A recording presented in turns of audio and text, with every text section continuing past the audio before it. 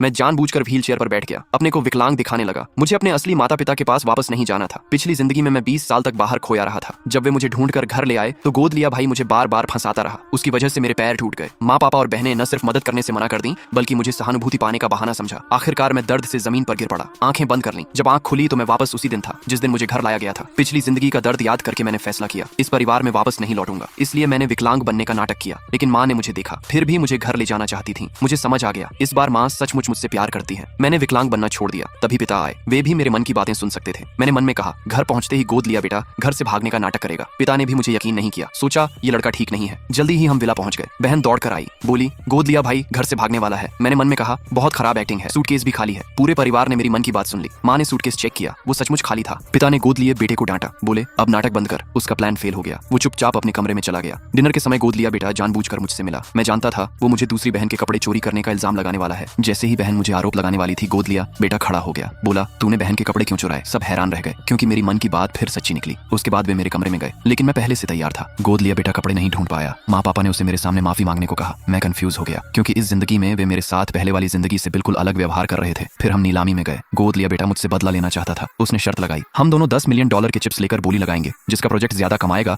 वो दूसरे के शेयर ले लेगा। मैंने हामी भर दी। माँ भी मेरी मन की बातों को टेस्ट करना चाहती थी। गोद लिया बेटा 10 मिलियन में मिल्क टी प्रोजेक्ट पर बोली लगा दी। मुझे पिछली जिंदगी याद थी, ये प्रोजेक्ट जल्दी ही हेल्थ इंस्पेक्शन फेल होने से बंद हो जाएगा। लेकिन माँ ने मुझे यकीन नहीं किया क्योंकि उनकी रिपोर्ट में 30 मिलियन का प्रॉफिट दिख रहा था। तभी मेरी नजर एक बंजर जमीन पर पड़ी। सबने देखा तो हंस पड़े, बोले इसे खरीदने वाला पागल है क्योंकि इसमें कोई कमर्शियल वैल्यू नहीं। मैंने किसी की परवाह नहीं की, $1 मिलियन की बोली लगा दी और जीत गया। सब मुझ पर हंसने लगे। गोद लिया बेटा सोच रहा था अब मैंने जीत ली। बोला अपने शेयर मुझे दे दो। लेकिन मैंने उसकी तरफ ध्यान नहीं दिया क्योंकि मुझे याद था उस बंजर जमीन के नीचे सैकड़ों $मिलियन के खनिज थे। माँ ने मेरी मन की बात सुन ली। सोचा इसकी मानसिक बीमारी और बढ़ गई है। तभी नीलामीकर्ता को मैसेज आया, गोद ली बेटे का milk tea project health inspection fail हो गया, जबरन बंद कर दिया गया और मेरी बंजर जमीन में दुर्लभ खनिज मिल गए। कीमत कम से कम $100 मिलियन।